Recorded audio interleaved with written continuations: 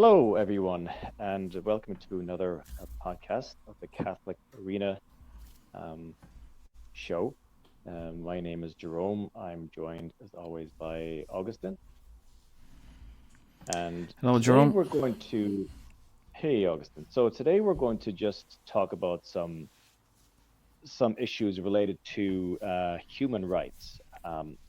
There, anytime you look at the news lately, there seems to be just yet another story about how some disenfranchised group in society doesn't have all of their rights fulfilled, and that's somehow reflective of the majority of society to address this. Now, on the face of it, it does seem, well, what's wrong with human rights? Isn't everyone entitled to get what they really need and what is due to them? And I suppose that's the first conflict which arises because frequently the sorts of rights which some groups demand may not may actually come at a significant either financial or societal cost for the rest of society.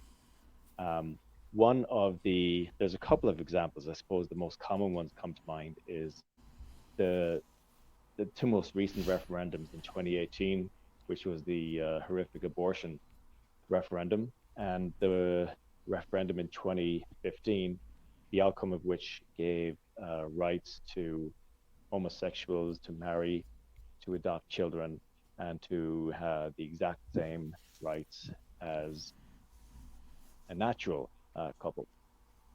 The and it might seem okay. What harm is it? Isn't it what they want? All of those things kind of come to an abrupt halt because there is um, a critical aspect of their rights is the right to adopt children. And how are the rights of these children of homosexual couples, how are they being looked out for? In many ways, it is it's somewhat of a social experiment, isn't it? Say, oh, why wouldn't a gay couple provide the exact same needs that a child um, in a child's life that a natural couple will provide. But as a society, we're supposed to just gloss over that and assume that that's completely taken as read, and that these children have like I don't know the answer to this, but I mean it does seem to at least throw up a lot of the hypocrisy of the fact that this debate was never had. Like, is this really in the best interest of children to be put in this new social experiment to have gays as parents? And I suppose in 2018, we were exposed to several very heart heartstring pulling accounts of single mothers or single women, professional women, women who just weren't ready to have a baby at this time of their life, and it would be the most egregious violation of the human rights to be forced, in inverted commas, to have a baby because this is just not good for them. And of course, throughout all that campaign, the right of the little zygote embryo fetus inside that mother was just not given any sort of platform in any debate. Um, so I suppose those are the two they're two glaring examples of how perceived needs to give rights to certain groups come at a very, very high cost in the case of abortion, and in the case of marriage equality. Well, I suppose the jury's still out in many ways. Um, one thing that it's sort of like uncovered for me was, since gay couples can't have children naturally, they must get them from a mother who would have presumably had a normal birth. Um, to be a surrogate mother can be quite a lucrative um, undertaking for the mother, and in countries which are poor, this can financially entice women who are in who are earning a lesser amount of money to be coerced into following down this route to take care of themselves. I believe that's an obvious form of exploitation of women. That's not talked about at all because the higher ideal seems to be providing for the rights of the LGBT community. Um, did you have any thoughts on this matter yourself, August? Well, yeah, just on that one on the human trafficking. Well, if we, I don't know if you use the term human trafficking there, but I mean that's Yeah, the yeah, term that pretty came good to term. my mind. But human trafficking is something that's such a massive problem in Ireland now, and the reason it's been allowed to get out of hand, like we have the worst problem with human trafficking in all of Western Europe, which is incredible. It's absolutely shameful. It's especially shameful when you think about the fact that we have an obsession now with judging the past for the mistakes that people had in the past. And you think to yourself how kind of quickly things happened in the past, how poor they were. So we're kind of rewriting the past now to say that everything was done out of malice rather than it was done out of poverty or it was done out of people having a lack of empathy for the things that were happening to the poorest in society. But if you look at Ireland now, we're so rich, really. Like I know it mightn't trickle down to the people at the bottom, but we are rich as a country. There's a lot of money in it. But Yeah, because of this, I mean, a lot of the people's habits with drugs and prostitution and things like that, they're causing these problems um, with human trafficking. And a big problem with it, of course, is the fact that we don't have any significant policy on having our borders protected.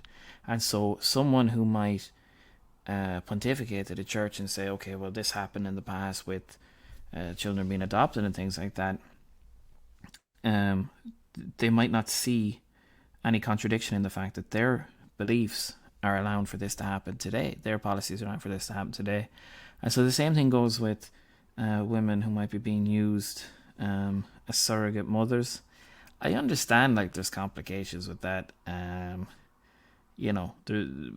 like there might be um, again, it's like one of those things with abortion or IVF where the ethics of it are sometimes difficult to get into with people because people bring in their personal stories. But undoubtedly, especially in America, especially in the United States of America, they go to these poor areas, especially poor Central and South American countries, and they rent a womb, and it's kind of shocking that that's allowed to happen. And going back to what you said at the start, we are kind of living in a time where we're not allowed to match up one action with another. So if someone says, I'm going to support this, and if by supporting that, the follow on is something really bad happens, they're allowed to totally wash their hands of it.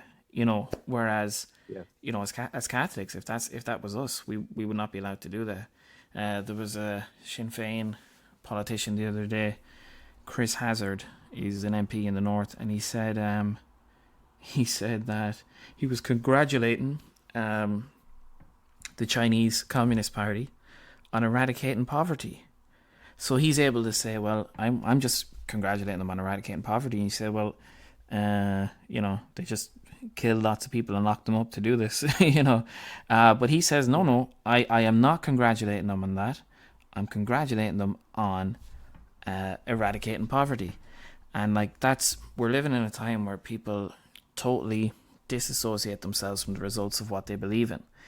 And so some of this goes back to in 2005, Pope Benedict gave his famous speech about the dictatorship of relativism.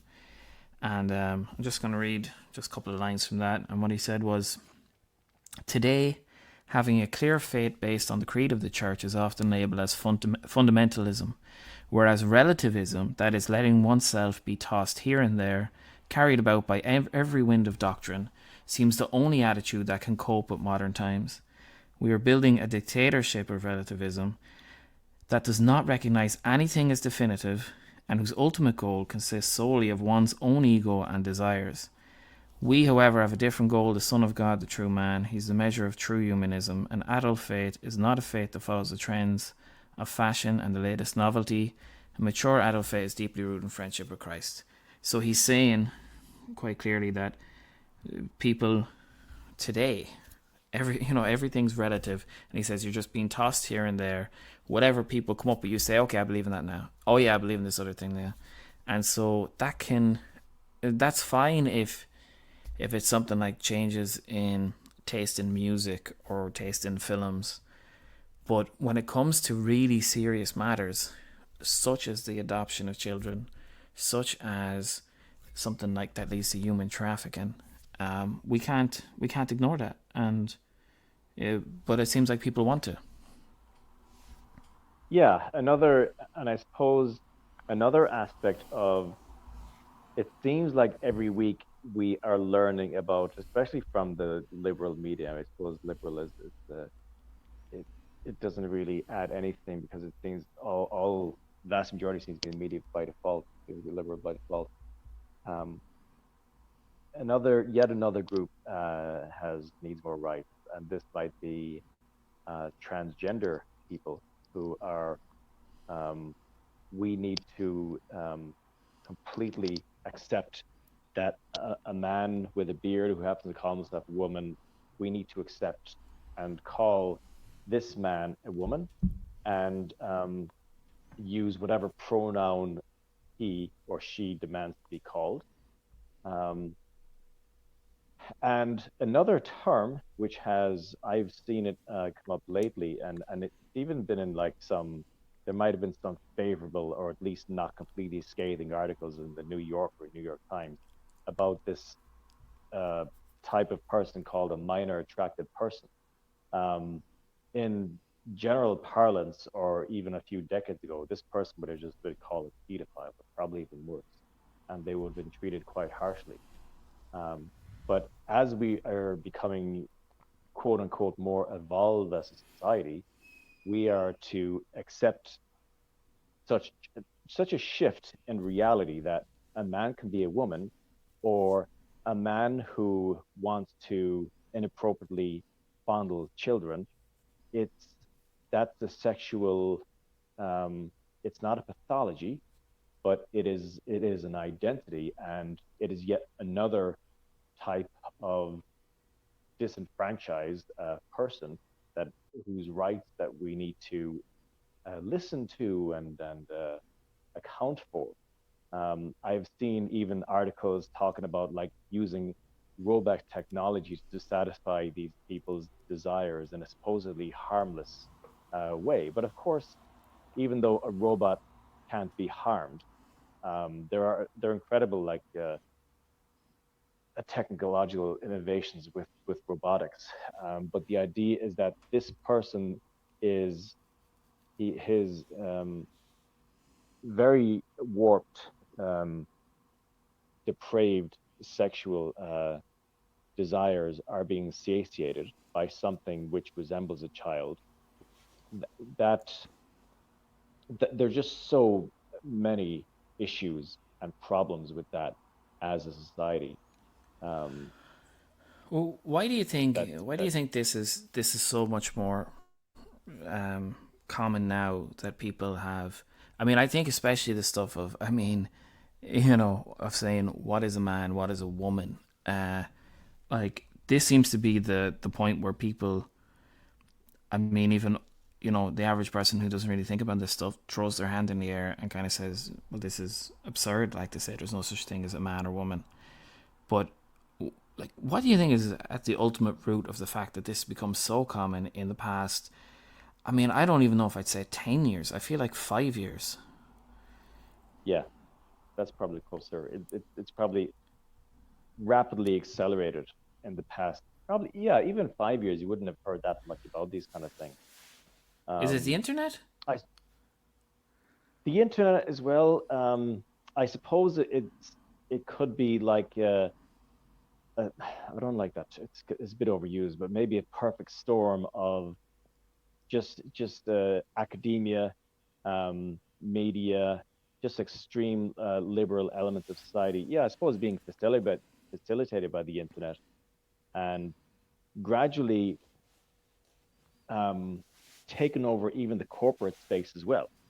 So that the most like ridiculous examples is that Amazon and several other Fortune 500 companies would have like donated several millions of dollars to the.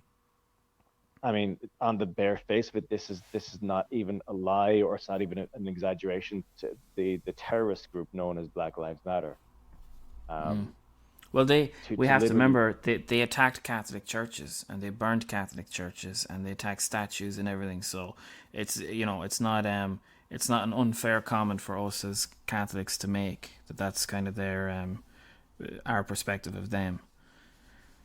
exactly. I mean, and this is only coming from the pursuit of truth. I mean, that's a very Catholic principle.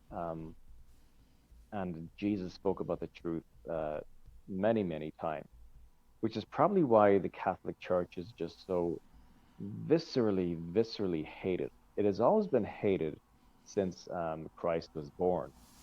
Um, but in this current year, I don't think it's been ever more hated universally. Uh, it has Not in our definitely been lifetime, oppressed more anyway. in the past. Not in our lifetime.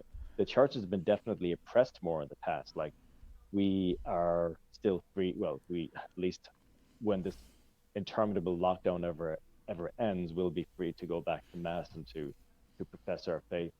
Um, but I think that's a fundamental aspect of why the church is hated so much because it apologetically stands up for the truth, no matter who is offended. There was yeah, just on like a lot of it goes back to the idea of so people, especially, I mean, I don't know why, as I said, I don't know why this has accelerated more in the past 5 years compared to the previous 20 or 30. I mean, the second half of 20th century was very liberal, but I mean, it didn't seem to be moving at the pace that it's moving now. And then a lot of it goes back to the idea that when people talk about human rights, Leo the 13th talked about. He said that we've heard enough about the so-called rights of man. He said we need to hear more about the rights of God. And so some people, of course, the modern interpretation of that is that they think that means the church gets to tell you to do what you want. They mean that you just have to do this, have to do that, um, as opposed to understanding it yourself. Other people, especially this is quite common in America, that they'll talk about like how important your conscience is, and they'll say, "Oh well, I'm going to support, I know this war or abortion or this politician, even though it's intrinsically quite clearly wrong." But conscience. They talk about primacy of conscience, so I'm just going to go along with it. So it's kind of like saying, "Oh well, they said that, so I'm just going to do whatever I want." But that's obviously not how it works. But Leo the 13th had a passage which I was just going to read here, where he talked about, he had an encyclical on the origin of civil power. So the idea of who gives the power to the state. So who gives them the right to rule, which of course is that it comes from God. And Okay. what he said was, he said, which part was I going to read here? Well, I'll just read this part here. He says, although man, when excited by a certain arrogance and contumacy, I've actually never heard that word, has often striven to cast aside the Yeah. reins of authority, he has never yet been able to arrive at the state of obeying no one. Okay, so even though you might say, I'm going to get rid of the church, I'm going to get rid of this or that person, he said, man has never arrived at a position of obeying nobody. So they're either obeying Like nowadays, you can, the more left wing you are, the more in tune you are now with either the government or with the big corporations and stuff like that. Um, in every association and community of men, necessity itself compels that some should hold preeminence, lest society deprived of a prince or head by which it is ruled should come to dissolution and be prevented from attaining the end for which it was created and instituted. But if it was not possible that political power should be removed from the midst of states, it is certain that men have used every art to take away its influence and to lessen its majesty, as was especially the case in the 16th century when a fatal novelty of opinions infatuated many. Okay, so a novelty of opinions, that's an interesting one. And since that epoch, not only has the multitude striven after a liberty greater than is just. So that's an interesting one. He says that a Hmm. liberty greater than is just. So you can have a liberty. It's like sitting around your house all day drinking cans of beer. Everyone has Yeah. the liberty to do that, but it's not good. But it has seen fit to fashion the origin and construction of the civil society of men in accordance with its own will. And then the rest of it is quite good too, but he just says, just to read one more line, he says, regards political power, the church rightly teaches that it comes from God, for it finds this clearly testified in the sacred scriptures and in the monuments of antiquity. Besides, no other doctrine can be conceived which is more agreeable to reason or more in accord with the safety of both princes and peoples. So that's interesting. It's good for the people and it's good for the leaders. I like in Ireland now. I find everybody hates the politicians. It's very unhealthy. People hate Hmm. them and they hate the government, and it's not healthy for. And then I'm sure they hate us, to some Oh yeah. extent, or they hate at least some of us. So it's a very unhealthy relationship. Whereas if you have a government that acknowledges that it gets its authority from God, and a people who acknowledge that God has a role for them and a role for their leaders, it seems more healthy. Which is seems to be where the confusion is at. That it's kind of a free for all now. That people say, "I want this, I want that. That's my right because I said so." And there's no the word that they love to use. Of course, they'll say, "Oh, we need to use science and reason." Well, obviously, science is out the window with the whole gender thing. But the other one is that um, reason is out the window too because they don't. Reason means you think of the rationale behind something, where it comes from, how to do it properly, why it exists, but they don't really have that. So it's an interesting one. I think Leo the 13th hit the nail on the head there. That everyone has to think that God gave everybody a role. Otherwise, why shouldn't I say to such and such a leader, "Well, I don't want you there, so I'm just going to kick you out by force"? Yes. Yes. Like I think a lot of people would be pleasantly surprised, even I suppose if this somehow falling on even atheist ears who doesn't despise the Catholic Church. The principles of natural law, um, they're quite beneficial societally. Just say, for example, to your earlier like hypothesis, if the Irish government actually did proclaim and govern, acknowledging that it stems directly from God, you could then imagine a situation where there was a pressure for a financial institution or sector to establish base in Ireland, um, or another like a industrial sector, which put pressure on the housing market. I really haven't thought this through. Just say, for example, um, housing is extremely expensive in Ireland. It forces um, working class families who work in cities to live further and further away um, from their work, which lessens increases commute times, which takes away from family time, which is just not a good outcome. You can imagine a government who actually dealt directly from first principles and took their authority from God, that they would actually predicate the rights of a working family to have affordable housing, to have affordable childcare, to have every possibility for their children to have wholesome lives free of any exposure to pornography or bullying or things like that. These can all, I'd imagine, they would appeal to people, um, even who don't believe in God per se. Yeah, and that's it. I mean, it's kind of like if you think of people who go to who move to Muslim countries.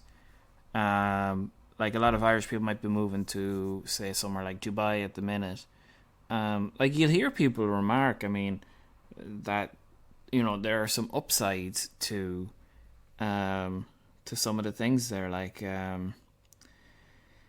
trying to think one off the top of my head. They just said sometimes. I mean, the police can be a little bit severe with people. And they said, and the flip side is they wanted to have a good image, from. I know it's actually more for money than for religious reasons, but I mean, uh, it they might want to keep people coming into the country to work there, so they make sure that it's not dangerous. So, and it's the same that in a Christian country where things are done right, people enjoy living there. Yeah, And so a lot of the principles are, there's a reason why European society was always so successful. And some people might disagree on this, but I mean, they're wrong. Like the problems that Europe has had since the 1800s have been entirely because they for they turned their back on the faith. They turned their back on Catholicism, and then you had states that were Catholic, states that were atheist, states that were Protestant, and they were it was a house divided. So you had a Europe that was united and it was strong, and then you had a Europe that was divided. And Europe, I have no idea what the binding idea of Europe is now.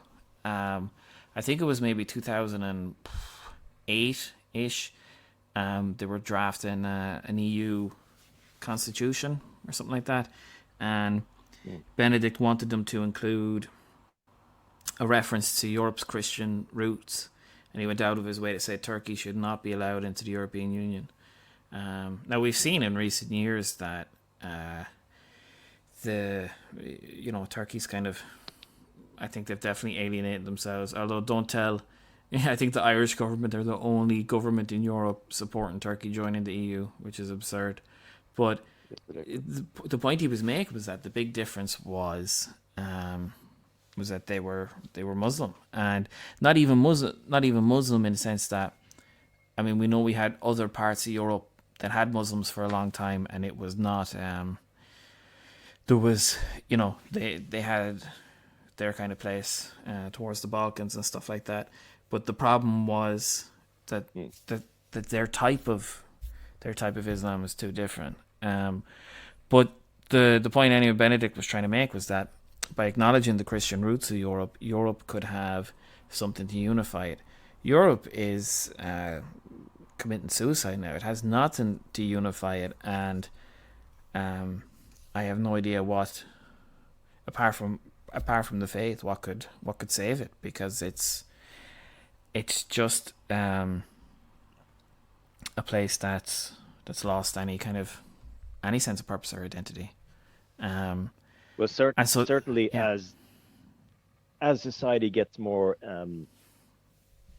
quote unquote evolved, and we are assigning more and more rights and listening to the feelings of marginalized groups, and we're somehow forced to acquiesce any sort of right these disenfranchised groups demand because their feelings matter above all else. In sync with that, child abuse continues to grow higher and higher. One of the most horrific things that I've seen in recent years is not just young people committing suicide, and not just teens, but children committing suicide. I mean, hmm, how damaged must children be, and how how terrible a reflection on society. And hmm, no matter what your background, you have to think and look and find this unacceptable. The rise in child suicides, which, funny enough, the richer we get, and the more and the higher the GDP seems to get, and the more trappings of wealth we have, um, the higher child and teenage suicide rates go. Like that has to be in any sane society, that would be an all hands on national emergency to address why is this going on.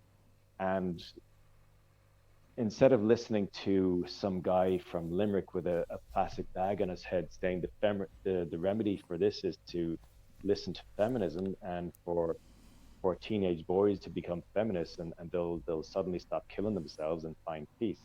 I mean, that's obviously garbage, because it completely um, it tries to create um, stamp out this ridiculous notion called toxic masculinity from boys, and it just teaches girls that, oh, you just need to be, you are as good if not better in most cases than boys. um, how this is not a clarion call for countries to just just acknowledge that something is deeply deeply wrong with their societies, that children are dying like this.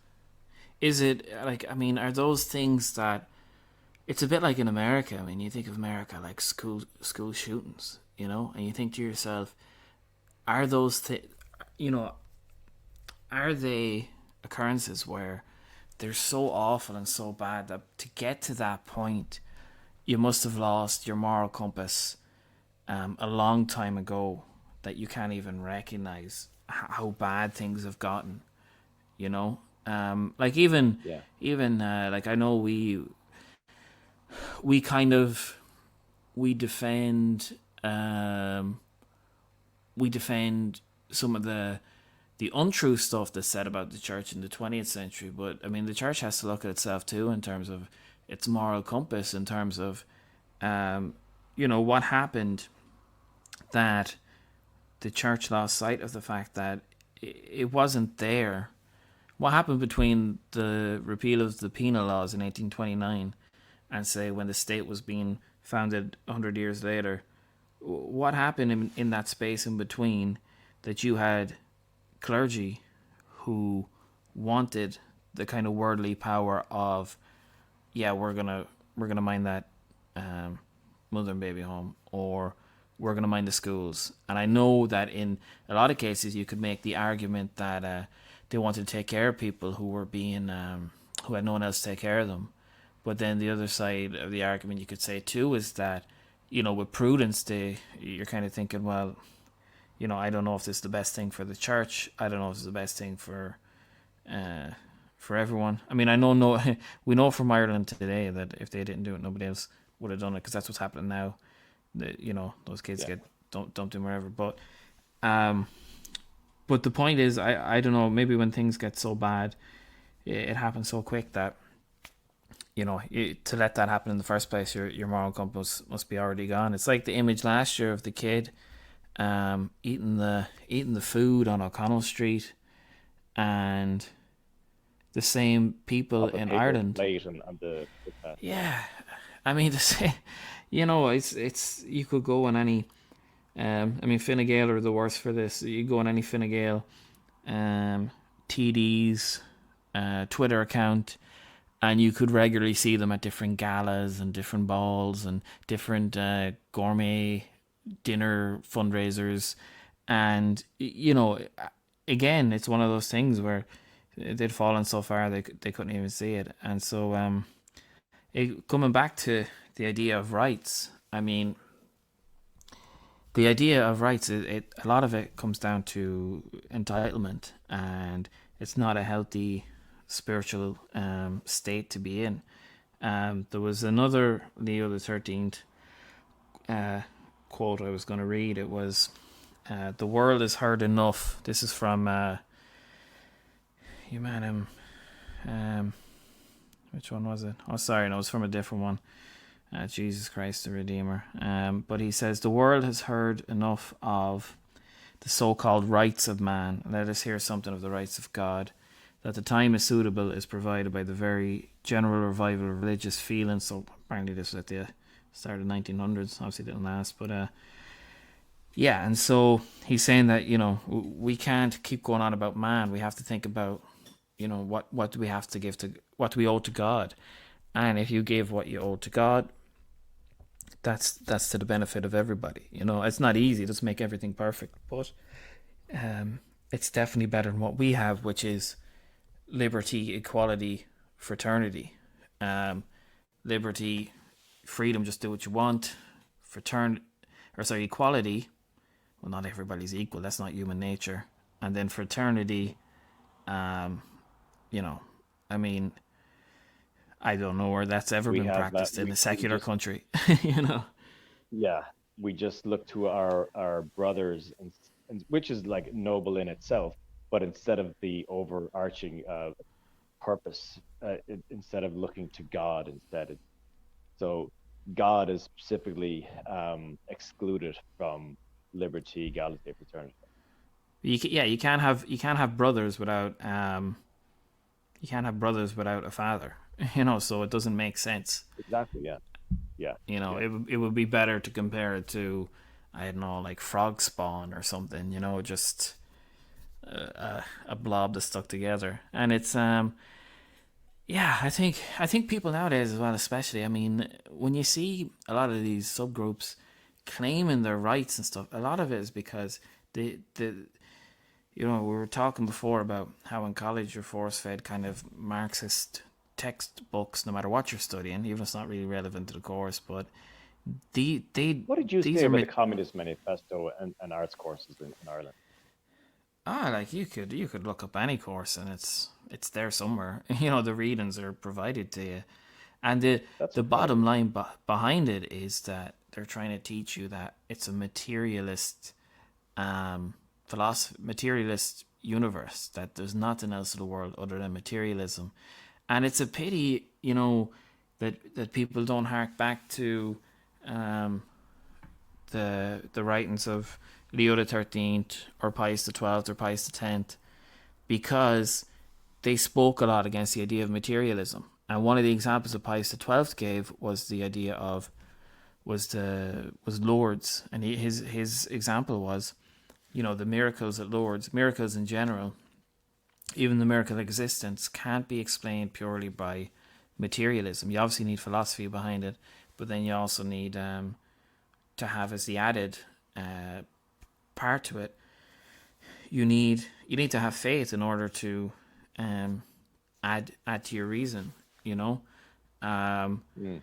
and so maybe I haven't worded that right, but the part of the old modernist, anti-modernist oath was that you used to have to say, that um, you could know God through reason.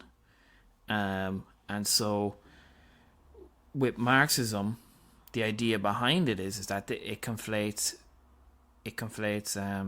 materialism with reason, and they're not one and the same. So they think, oh well, if you can't see it in front of your eyes, it's not reason. It's like science. I mean, science. Some scientists now will say, oh, there's no such thing as men and women. And it's like, well, that's not science. So it's Yeah. that's it. It's materialism is what they kind of breed into people. And if you're just an animal, if you're just an evolved animal, and if you're just a man or woman, if you say you are, as a human being, you're not going to have much self worth if you're basing yourself on these sort of things. So that's where a lot of the anger comes from, a lot of the anxiety. Like you could say, the past year has really been the actual pandemic is anxiety. That's what people are really worried Yeah. about. Yeah. Yeah. Not knowing the future, what lies ahead, especially when you look at well, I don't, because I try my best not to watch it, but anytime you look at the RT news at 6 o'clock or 9 o'clock, it's a full on torrent of, of fear and case numbers and variants, and the demographic who watches the RT the most tend to be 60s and older, who have been conditioned to watch an RT their whole lives, and they are now prime fear targets, and it just really saddens me that this fear is pumped into our elderly population every single day, and they can't see it for what it is, and they just can't help watching it and living lives of fear. Um, and these actually would be, for the most part, they would be Catholic as well, but they've Mm. even forgotten the Catholic doctrine of don't be afraid, have faith in God.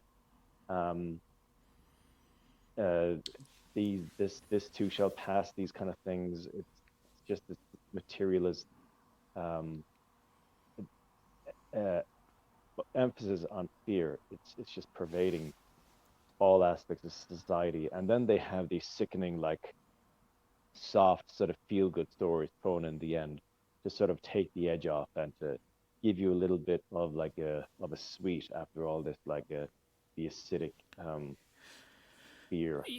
Yeah, and a lot Yeah. of this has been coming. Like I was just thinking the other day, like about like how many times in the past decade have you looked at a newspaper and have you seen something like having having a cup of tea causes cancer, having a biscuit increases your risk of diabetes, and it's like I know this, I still want to have the biscuit. I don't want to read about Yeah. this. This isn't news. But like, if you think in the past uh, a decade or longer, how often have you seen these kind of stories in the news? And so I think sometimes in the church, we need to just step back and we need to just think, what are people talking about? What are people worried about? And a lot of it in the past, however long, has been death and health. And it's not even the past year. I think, again, the past year is maybe one of these things where we, like you were saying about the stuff about happening, suicides and things like that, where it had gotten so bad that we hadn't realized that it was getting bad while we weren't looking. Like I think Mm. what's happening now, I think, is just totally incidental to where we've been going as a society. Just death just seems like something that's not part of the deal of living. You know what I mean? Yeah. It has nothing Yeah. to do with the consumerist society or a society where I have my rights and I demand them and I'm free. I shouldn't have to die. You know, Yes. Yes. which is totally different from God's plan for us. Yeah. Yeah. Definitely. Um, Yeah. it's something I was I'm gonna jump back a little bit. So we set out to talk today just about the emphasis on rights in our current culture, and how we need to every we're always learning about um, groups who are being deprived of their rights, who don't have the rights. Funnily enough, we rarely hear about the rights of um, businessmen or fathers or uh, teenage boys, teenage Irish boys. I wonder why Mm. that is. Now, it's kind of a paradox to a lot of people were. There was some controversy a few years ago that I think the government wanted to repeal some aspect of the Constitution, which guaranteed the security of the woman to work in her home. Now, liberals were framing this as a very anachronistic um, law, which basically chained women to kitchens, even though that was completely nonsensical, Mm. and that even if it wasn't the case anymore, it needed to be ripped out of the Constitution just to remove any appendage of patriarchy from the Irish Constitution. Well, they're And still they're still at how, it, aren't they? Yeah. yeah, yeah, they are. Now, just that aside, there's the family unit has been under attack from the zeitgeist, from the media for probably going on at least 50 or 60 years. And now it's seen as it's almost like the ultimate fulfillment of a woman's destiny is to work and to be a manager and to be the boss basically. And it's never spoke about that the destiny, the highest calling for a woman could also possibly to be a mother of children, and not just a mother of children, but even like horror of horrors, a full-time stay-at-home mother. No one in the church is saying that. this needs to happen, or this is the only way for women to live. But I think, in the interest of fairness and equality and um, respect for all viewpoints, that the idea of a woman being allowed to be a full-time stay-at-home mother is actually a very noble calling, and it's not sacrificing herself at all. Many women have written that they feel uh, hugely empowered. Even women who used to like work full time in the rat race, they will typically report how much happier they are. Mm. Now, again, this can sound very sexist and very unfair because part of It like like being a full time, it is different to yeah, individuals, but I mean, as a rule, the fact that we're not even allowed to discuss it. I mean, let's say if we wanted to talk about, um, like I don't know why it's obviously it's some people think it's sensitive because they associate it with things from the past, but I mean, like I don't women work in obviously bigger numbers than ever before, but like the likes of domestic violence things are still very common.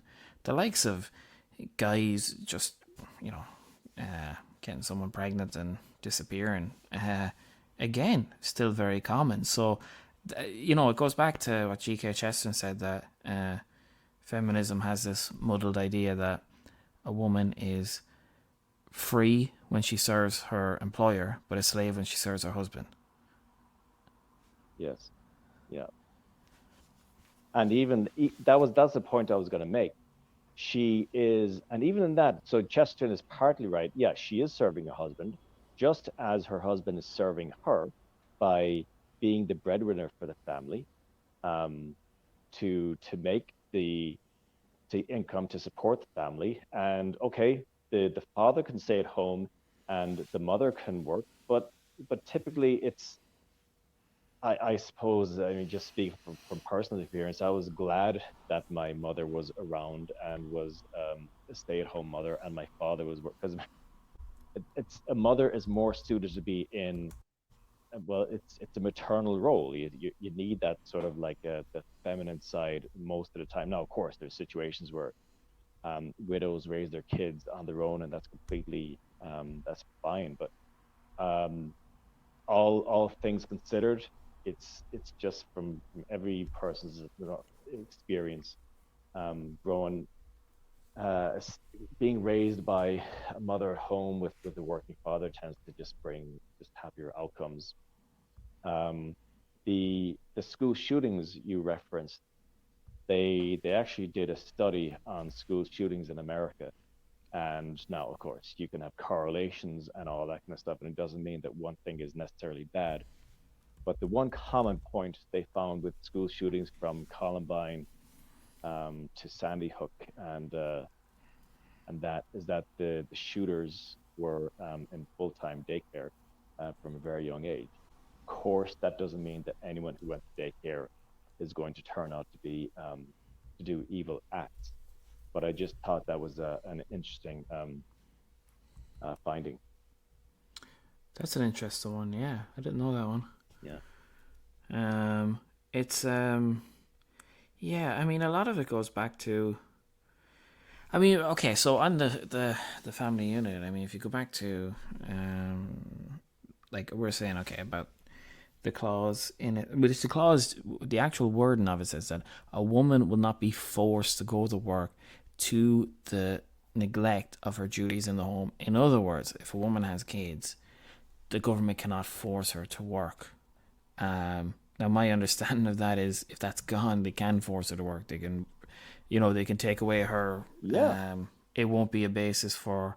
Now, some people have told me I'm wrong on this, and so unless there's some part of this that I'm not seeing, I think like as in they told me I'm wrong because actually I think it was someone on Twitter from the Social Democrats said at the Catholic Arena, and Social Okay. Democrats hate Catholic Arena. Actually, Oh, maybe that's a we'll have shock. to edit that out. But anyway, they don't get Social Democrats do not get along with Catholic Arena. But anyway, Yeah, like the zero COVID loving social democrats who want infinite lockdown. Yeah, like the and reason was this they special put up period. something about banning confession, and yeah, I don't know, but anyway, they're social democrats, not a serious party. Pro No. austerity party, founded by Stephen Donnelly, founded by uh, someone who another woman who served in the government, the pro austerity government of the last decade. So I've no respect for them. Wait a sec. Did you say our current health minister, Stephen Donnelly, founded the Social Democrats? Yeah, I didn't know that. That's brilliant. yeah, um, Fianna Fáil Minister for Health, who was possibly the worst minister for health. Well, actually, I would say the worst minister for health was Simon Harris, but he gets a pass in the press because he enabled abortion to come into law. I I think we might definitely have to edit this out, cause but anyway, all right. So we'll do another stream someday exclusively on the Social Democrats. The thing Yeah. I was going to read was just on the economy. Like I think the economy plays such a big part in it, and again, like I think Leo the 13th was so prophetic in trying to warn people about this. He wrote, which if I was to tell people the one encyclical to read, it's Rerum Novarum by Leo the 13th, where basically he outlined the view of what distributism is, which is the church's economic view, and the it would have been a bulwark against both communism and capitalism had it been adopted, and it would have been better for the people. But unfortunately, nowhere adopted it really. But um, I found that very interesting that the Pope was saying just because communism is objectively bad, and it is objectively bad to any serious person, it doesn't mean that you go to the polar opposite, which is capitalism. yeah, Possibly not as societally destructive, but it is still destructive, even at an environmental level. Um, it it predicates finance above families. It exploits yeah, workers. And I remember one thing reading from that. He even the Pope Leo the 13th even talked about the demise of the guilds, which were old yeah, unions. So the church has always stood up for workers. I'm not sure always, but certainly since Leo the Tenth, and they valued the the, the very dignified nature of labor and work to earn your living. So a lot of people might be surprised that from that time the church actually really thought about these things very deeply. And just because you should reject communism all the time doesn't mean you should embrace every aspect of capitalism as well. yeah. And I see. I suppose a lot of the confusion maybe set in, especially during after World War II. Like you had the Cold War, and of course there was the atheistic communist countries, and then the capitalist countries just tended to be Christian countries, like the United States or whoever.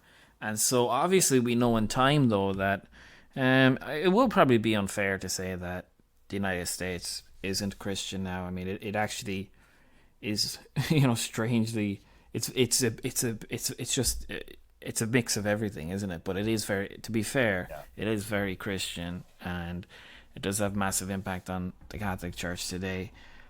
But capitalism, its impact around the world now, yeah, I don't know. Maybe globalism is the word we use now, but in describing what was going on in the 70s, we had this up on our website the last day for anyone who might have seen it. It was Frank Duff had written an essay in 1973 talking about, it was called The Faith, the Nation, and Survival, and it was about where Ireland was going. He basically predicted everything that happened in Ireland afterwards.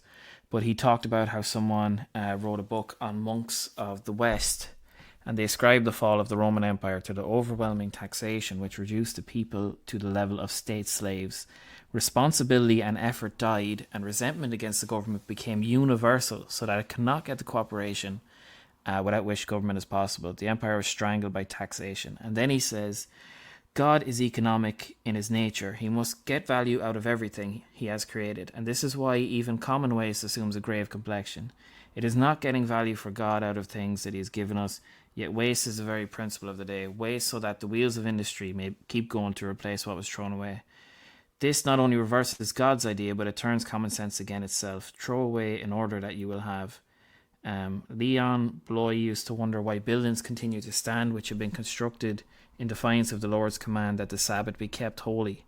We might extend this thought and have fears in respect of the lives of those who disobey that other command of God, that they honestly earn their bread. Obviously, this is the last one here. Obviously, all this constitutes a dangerous signal for us in Ireland. We've arrived at the point when taxation has become oppressive. This was in 73, which we would have joined the EU that year, if I remember correctly. And we know it is going to get heavier. At what stage will it amount to a taking over of our entire lives by the state? Now, for anyone who knows the history of Frank Duff was a secretary to Michael Collins, and I think maybe Richard Mulcahy or someone as well. And Frank Duff was skilled in financial affairs, and he wrote some of the ideas which they weren't adopted at the time, but T.K. Whitaker later adopted similar ideas with his economic plans for Ireland. And then he said then there would be no more effort, no more initiative. An eminent man of our own times has said it is impossible for a dishonest people to become a great nation. I would amplify this thought and say that a people which does not give value cannot hope to keep the faith. So in other words, he said in 1973, the faith was, people didn't put value on the faith, and people didn't even put value on the relationship with the government or the economy. So I think he was right, and I think it feeds into the family and everything else. We don't value anything. How are you going to have a good economy? You know, I mean, most of the good economies in the world now, I mean, it comes at a heavy price, you know, and so Yes. Yeah. it's there was a time where Europe had it both ways, and now it doesn't. I don't think it has it. We're still rich, but that's from the leftovers of before. You know, where will we be in 100 years? Yes. Yeah. Definitely. It just seems that international finances is prioritized above everything else. We're coming up to an hour now. Do you want to finish off your thoughts for a few minutes? I suppose the one thing I suppose I wanted to say was Rerum Novarum is an incredible work, that encyclical by Pope Leo XIII. Of what I read, it's quite extensive. I read some of it, but I would just encourage people. It's very easy. Just go to Vatican.va and type in Rerum Novarum. There might be. How do you spell Rerum? Or Rarum. E or UM, yeah. And there's another one. I Yeah, think it's papalencyclicals.net. We'll put it in the link here. The other papal yeah. encyclicals one is kind of actually easier to use, funnily enough. Okay, yeah. I did find the Vatican website a little bit hard. The reader, it's quite hard to read. So maybe that It's other it's very late resource that we've nineties, got. isn't it? Early 2000s, like. It is, yeah. But it's incredible how much rich content is there, and Mm. you're not going to find a whole lot of stuff trying to make you feel bad for being a sinner or trying to guilt you into joining the priesthood or anything, which these liberals think that the Catholic Church does. But you will find is a lot of incredibly thoughtful essays and other literature like that, which really challenge the mind It's and really challenging. show That's what I was how, gonna say. Yeah, it's challenging. yeah, and how deeply the church cares about the fundamental dignity of the individual and the family.